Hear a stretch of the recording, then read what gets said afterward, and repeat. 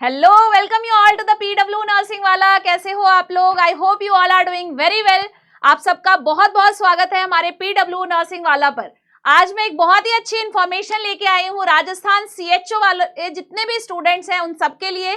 देखते हैं राजस्थान कर्मचारी चयन बोर्ड की तरफ से जो नोटिफिकेशन जारी हुआ है वो आपके सामने है। इनमें क्या चेंजेस है, एग्जाम के रिलेटेड क्या इंपॉर्टेंट बातें हैं जिससे आप एग्जाम में भी अच्छा स्कोर करोगे और जो मिस्टेक है उससे बच सकते हो, जो सिली मिस्टेक आप करते हो क्योंकि आप पूरा नोटिफिकेशन अच्छे से नहीं पढ़ते हो, एग्जाम के बारे में क्या बताया गया है उसे नहीं समझते हो, जिससे आप एग्जाम में क्वेश्चंस छोड़ के आने वाला सीन करके आते हो, वो नहीं करना है। तो देखते हैं सबसे पहले एग्जाम की डेट की अगर मैं बात करूं, एग्जाम के डेट की मैं बात करूं तो एग्जाम की डेट आपको पता है जो संगणक सीधी भर्ती परीक्षा 2023 ये 3 मार्च 2024 को मॉर्निंग शिफ्ट में होगा। एग्जाम की डेट एक ही है, चाहे राजस्थान सीएचओ का हो, सामुदायिक स्वास्थ्य अधिकारी जो संविदा वाले हैं उनका हो, या फिर संगणक सीधी भर्ती परीक्षा हो, इन दोनों के एग्जाम का डेट 3 मार्च 2024 है। और 3 मार्च 2024 में एक एग्जाम मॉर्निंग शिफ्ट में होगा, एक इवनिंग शिफ्ट में होगा। जो आपका संगणक सीधी भर्ती परीक्षा है वो मॉर्निंग शिफ्ट में होगा और सुबह 10 बजे से लेकर 12 बजे तक का टाइम है।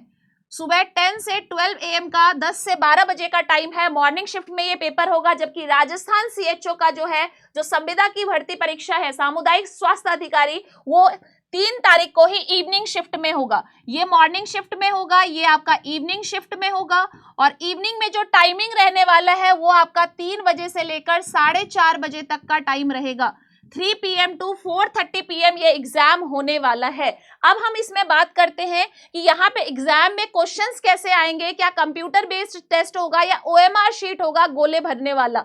तो यहाँ पे आपका कौन सा OMR शीट होगा, आवेदक यह सुनिश्चित कर ले कि ये बोर्ड कार्यालय की उक्त व्यक्तियों के अनुसार निर्धारित पात्रता एवं शैक्षणिक योग्यता रखते हैं।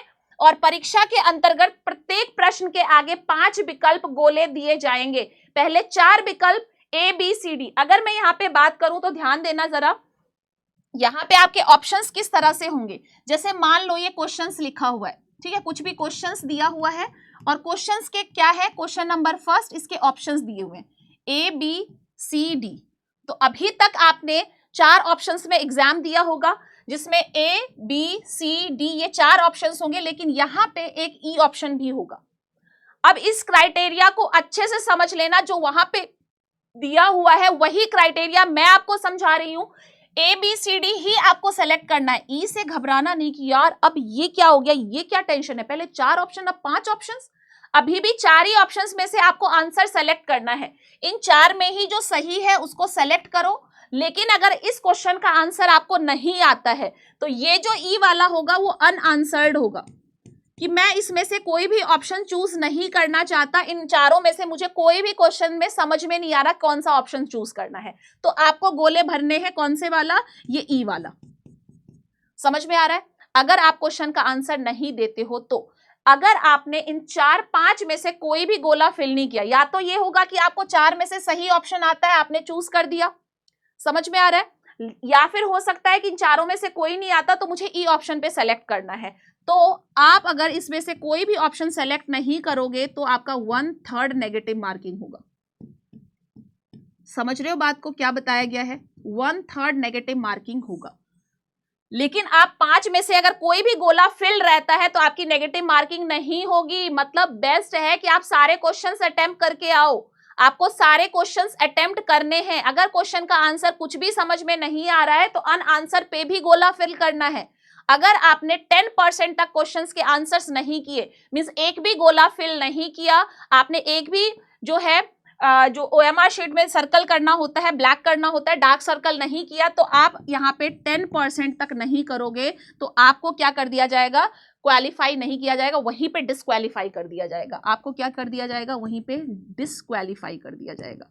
समझ रहे हो इस बात को, क्या मैंने बोला? तो यहाँ पे आपको 3-4 पॉइंट ही जो यहाँ पे दिया हुआ है उसमें समझना है।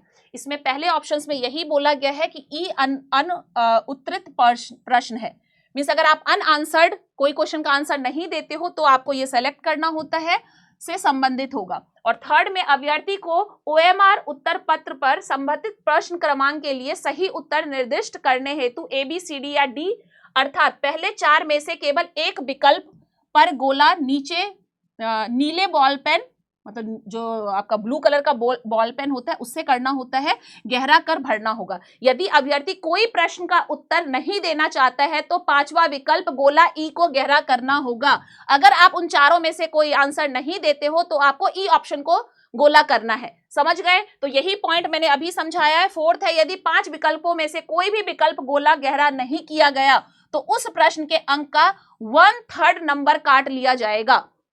देख लो, ये तो क्यों ऐसा करना, अगर आपको नहीं आ रहा है, जो भी समझ में आ रहा है आप फिल करके आओ। कहने का मतलब है आपको सारे क्वेश्चन अटेम्प्ट करने हैं। अगर आपने किसी भी क्वेश्चन को अटेम्प्ट नहीं किया तो आपका 1/3 नेगेटिव मार्किंग होगा, गलत होने पे नहीं। अगर आप आंसर नहीं करना चाहते हो तो आप ई ऑप्शन को करेक्ट कर दो, ई ऑप्शन पे जाके सर्कल कर दो कि मुझे नहीं आ रहा है। ठीक है भाई, सही सही करो, जितना आ रहा है उतना भरो, जितना नहीं आ रहा है उस पे ई पे सर्कल कर दो कि अनआंसर्ड, मैं इस क्वेश्चन का आंसर नहीं देना चाहता, तब भी मैं ई सर्कल करूंगा।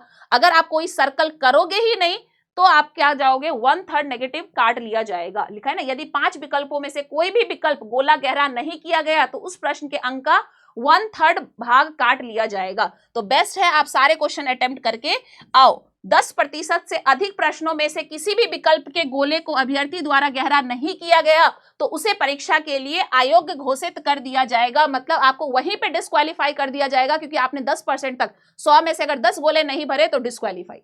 समझ में आ रहा है? तो ऐसा मत करना, गलती से भी ये गलती मत करके आना, नहीं तो आप वहीं पे डिस्क्वालीफाई हो जाओगे। और प्रत्येक प्रश्न के लिए कम से कम एक विकल्प गोला भरा है या नहीं, यह सुनिश्चित करने के लिए उम्मीदवार को 10 मिनट एक्स्ट्रा दिया जाएगा। तो एक प्लस पॉइंट है कि आपको 10 मिनट्स एक्स्ट्रा मिलेगा, कि आपने कोई गोला छोड़ा तो नहीं है, इसलिए 10 मिनट दिया जाएगा कि टाइम खत्म होने के बाद ये जो एक्स्ट्रा 10 मिनट्स हैं, ये एक्स्ट्रा 10 मिनट्स आपको चेक करने के लिए दिया जाएगा कि आपने सारे गोले, जितने भी क्वेश्चंस आए उसको फिल किया है या नहीं किया है। तो एक्स्ट्रा 10 मिनट्स फॉर रीचेकिंग आप बोल सकते हो, इसलिए आपको टाइम दिया जा रहा है। ठीक है भाई, तो यहां तक सारे पॉइंट्स क्लियर हैं। और 7 पॉइंट क्या कह रहा है, 7 पॉइंट ध्यान से देखना। इस 7 पॉइंट में ये कह रहा है उत्तर परीक्षा के लिए जो भी प्रोविजनल ई प्रवेश पत्र बोर्ड की वेबसाइट, मींस आपका जो एडमिट कार्ड है, आप इस वेबसाइट पे जाके विजिट कर सकते हो और अपने एडमिट कार्ड को यहां से डाउनलोड कर सकते हो, या फिर लिखा है से डाउनलोड करने का दिनांक के लिए अलग से यथा समय सुनिश्चित कर दिया जाएगा। मींस अभी डेट फाइनल नहीं किया कि इस डेट पे आपका एडमिट कार्ड आएगा, बट आप इस साइट को कंटिन्यू विजिट करते रहना। बहुत सारे लोग फेक चीजें वायरल कर रहे हैं, ये सारी चीजें कर रहे हैं, उसके लिए भी उन्हें दंडित किया जाएगा, ये ऐसा मेंशन किया है। लेकिन आपको दूसरी चीजों पे या फेक चीजों पे, जो चीजें वायरल हो रही है उस पर भरोसा नहीं करना है। आपको उन्होंने खुद दिया है कि हमारे इस वेबसाइट से कंटिन्यू विजिट करें। अगर यहाँ पे एडमिट कार्ड आना है उसके लिए भी हम डेट सुनिश्चित कर रहे हैं। जब भी सुनिश्चित हो जाएगा, फाइनल हो जाएगा, आपको बता दिया जाएगा कि इस डेट को आपका एडमिट कार्ड आएगा, और आप अपना एडमिट कार्ड भी इसी साइट से डाउनलोड कर सकते हो। और भी अगर कोई इंफॉर्मेशन चाहिए एग्जाम से रिलेटेड तो आपको इस साइट पे सारी इंफॉर्मेशन मिल जाएगी। Very very important. तो ये था इस नोटिफिकेशन का मतलब, जो कि 8 फरवरी को ये नोटिफिकेशन जारी किया गया है। समझ में आ रहा है? राजस्थान कर्मचारी चयन बोर्ड की तरफ से जो भी ये आपका नोटिफिकेशन आया है, इसमें क्या चीजें मेंशन है, एग्जाम के लिए क्या इंपॉर्टेंट चीजें हैं, वो मैंने आपको बता दिया कि आपको सिंपल इस क्वेश्चन और इसके ऑप्शंस पे ध्यान देना है। और ये जो चीजें हो रही है कि क्या ई ऑप्शन, अब 5 ऑप्शंस होंगे, तो घबराना नहीं है, यही 4 ऑप्शंस मिलनी है। 4 में से जो ऑप्शन आपको सही लग रहा है सेलेक्ट करो। अगर इन 4 में से कोई क्वेश्चन का आंसर समझ में नहीं आ रहा है तो ई ऑप्शन ऐसा ऑप्शन है जो कि अनआंसर्ड है, हमें नहीं आ रहा है, तो भी हम इस ई वाले ऑप्शंस को भर देंगे। क्योंकि अगर हमने कोई भी ऑप्शन सेलेक्ट नहीं किया, इस ई को भी फिल नहीं किया, तो हमें नेगेटिव मार्किंग होगा। समझ में आ रहा है? इसीलिए ये इंपॉर्टेंट पॉइंट है, यही इंपॉर्टेंट इंफॉर्मेशन इस नोटिफिकेशन में दिया गया है। आई होप आपके सारे डाउट्स क्लियर हो गए होंगे, आपको अच्छे से सारी इंफॉर्मेशन इस नोटिफिकेशन का समझ में आ गया होगा। Thank you so much for joining the session. मिलते हैं फिर एक नए सेशन में, तब तक के लिए बाय बाय, टेक केयर।